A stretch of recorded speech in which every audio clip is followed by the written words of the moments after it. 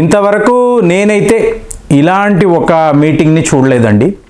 అంటే ఒకవైపు అమెరికా అధ్యక్షుడు, అగ్రరాజ్యము దాని అధ్యక్షుడు, పక్కన అతని వైస్ ప్రెసిడెంట్, ఇటువైపు ఇంకొక దేశం యొక్క అధ్యక్షుడు, వీళ్ళు కూర్చొని ఎలా గొడవ పడుతున్నారు అంటే మీరు ఈ వీడియోస్ చూడొచ్చు. మీకు ప్రముఖ టీవీ ఛానల్స్లో క్లియర్గా చూపిస్తున్నారు, లైవ్ కూడా పెట్టారు.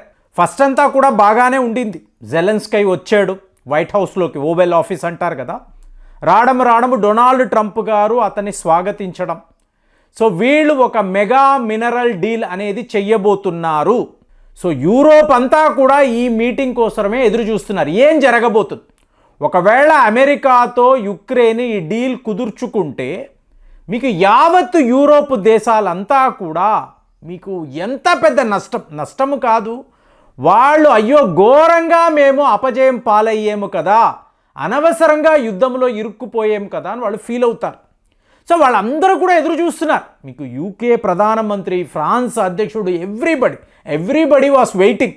సో జెలెన్స్కై లోపలికి వెళుతున్నాడు, కూర్చున్నారు, అంతా మామూలుగానే మాట్లాడుతున్నారు.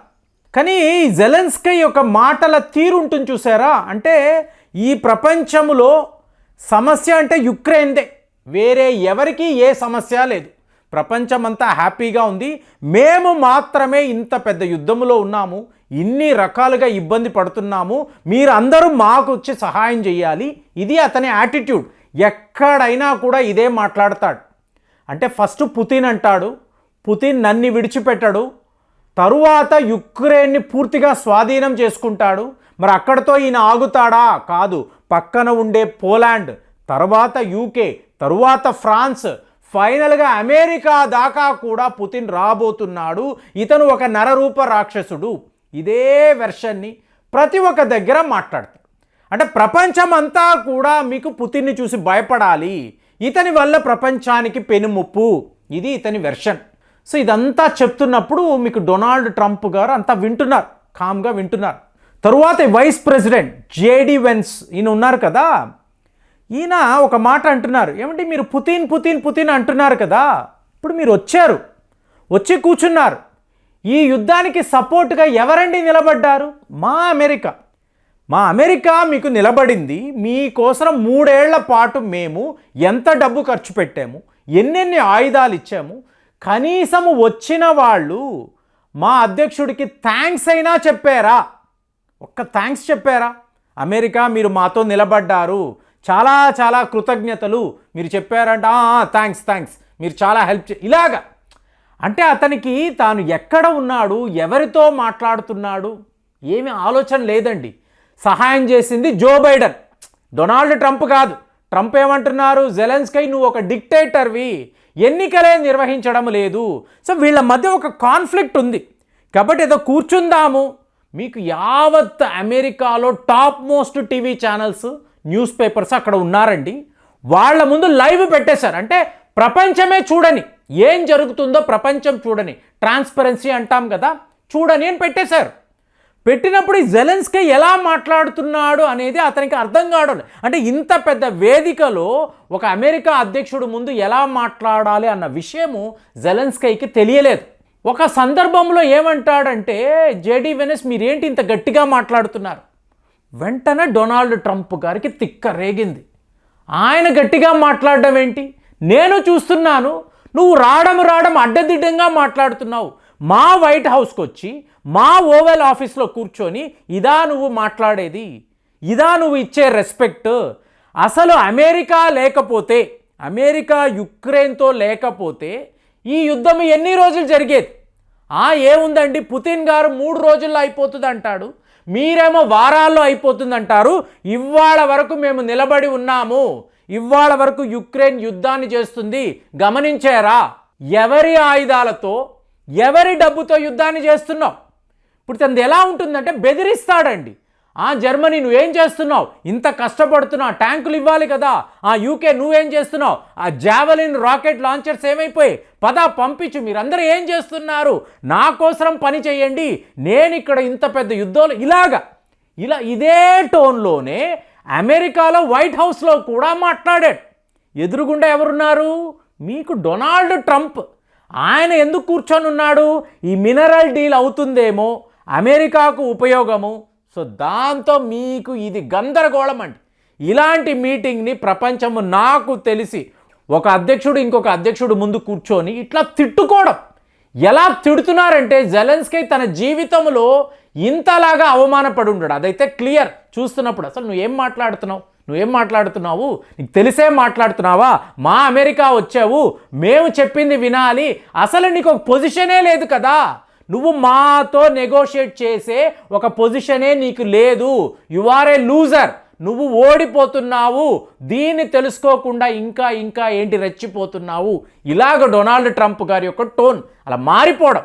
సో ఇంకోవైపు మీరు చూసారనుకోండి, రష్యా మీడియా నిన్న మాట్లాడాను మీకు, మారియా, సో వాళ్ళ spokeswoman, foreign ministry spokeswoman, ఆవిడైతే మీరు నమ్మరు ఫ్రెండ్స్, వీళ్ళ మీటింగ్ మేము చూసాము, అసలు జెలెన్స్కీని కొట్టకుండా ట్రంప్ గారు విడిచిపెట్టారు. అంటే మీకు అమెరికా అధ్యక్షుడు, మీకు ఉపాధ్యక్షుడు ఇద్దరు జెలెన్స్కీని కొట్టాలి, స్లాప్ చేయాలి. ఈ హ్యాస్ టు బి స్లాప్డ్. ఈ పందిని పంది అని లిటరల్గా అన్నారండి, ఏదో ఎక్కువ చెప్తున్నాను కాదు, లిటరల్గా మీరు చూడొచ్చు, కాబట్టి జూమ్ ఇన్ పెడతాను. జెలెన్స్కీని ఒక పంది, ఈ పందిని వైట్ హౌస్లో కొట్టకుండా మీరు ఎందుకు పంపించారు అని చెప్పి ఆవిడ అడుగుతున్నారండి. అంటే చూడండి, మనం ఏమంటాం, అడ్వాన్స్డ్ కంట్రీస్ చాలా గొప్ప కల్చర్ని మాట్లాడతాము, కానీ అక్కడ చూసారనుకోండి ఏదో ఫిష్ మార్కెట్లో గొడవ పడతారు చూసారా, నువ్వేంటి ఆ టైపులో జెలెన్స్కీ పొలోమంటూ వాగుతూనే ఉన్నాడు. దానికి కౌంటర్గా డొనాల్డ్ ట్రంప్ గారు ఈయన అలా అసలు అతనేం మాట్లాడుతున్నాడు, ఈయనేం మాట్లాడుతున్నాడు, నోబడీ బాదర్స్. ఫైనల్గా మీకు ఒక మంచి టీవీ షో దొరికిందండి, సో మీ ప్రోగ్రామ్ బాగుందని డొనాల్డ్ ట్రంప్ గారు చెప్పి ఈ వ్యక్తితో మాట్లాడడమే వేస్ట్. సో నేనేదో డీల్ కుదుర్చుకుందాము, ప్రపంచానికి మేలు అవుతుంది కదా. మేలు అంటే ఏంటి? 350 బిలియన్ అమెరికన్ డాలర్స్ మేము పెట్టుబడులు పెట్టాము, నీకోసరం ఇచ్చాము, కానీ నువ్వేం మాట్లాడుతున్నావు? కనీసం ఒక థ్యాంక్స్ కూడా మాకు చెప్పలేదు. ఇది నీ తీరు. నీలాంటి వాడితో నాకు ఏమిటి ఈ వ్యాపారం, నీలాంటి వాడితో నాకేంటి అగ్రిమెంట్, నథింగ్ అని చెప్పి డొనాల్డ్ ట్రంప్ గారు క్లియర్గా చెప్పేశారు. కానీ ఇక్కడ మీకు పుతిన్ గారి గేమ్ని చూడాలి. అందరూ అదే మాట్లాడుతున్నారు.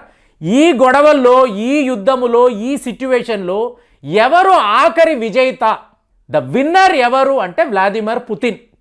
ఆయన ఏమంటున్నాడు?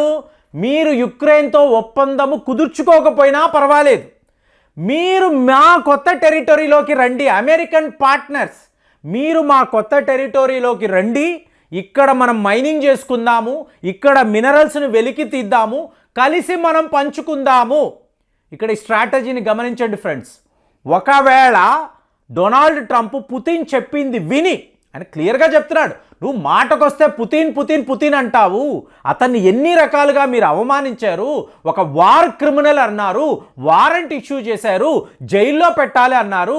ఒకవేళ అతనికి కోపం వచ్చి నీ మీద ఒక బాంబు వేసుంటే యుక్రెయిన్ అనబడే దేశము ఉండేదా? ఆ పని పుతిన్ చెయ్యలేదు, గమనించు. ఎవరు? డొనాల్డ్ ట్రంప్ గారు చెప్తున్నారు. సో ఇప్పుడు ఈయన మెల్లమెల్లగా రష్యా వైపు వెళ్ళడము, తన మనుషులను ఈ న్యూ టెరిటరీలోకి పంపించారు. ఎక్కడ? మీకు కార్సన్, జాప్రోజేషియా, ఈ లూనాన్స్కి ఇక్కడికి పంపించారు అనుకోండి.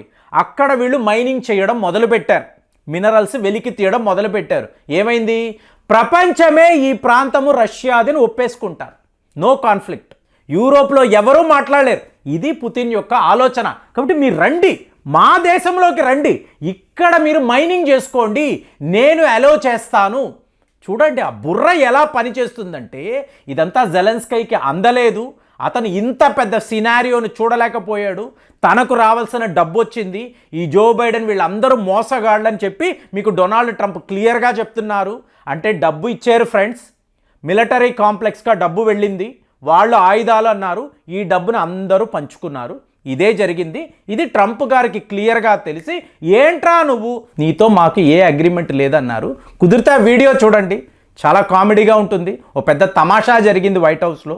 మరి ఇలాంటివి ఇంతంత పెద్ద నాయకులు ఇలాంటి నెగోసియేషన్స్, ఇలాంటి అగ్రిమెంట్స్ అన్నప్పుడు చాలా చాలా గమ్మత్తుగా అనిపించింది. సో కుదిరితే ఆ వీడియో చూసి కామెంట్స్లో మీకేమనిపించిందో రాయండి. మళ్ళీ వచ్చే వీడియోలో కలుద్దాం. జై హింద్.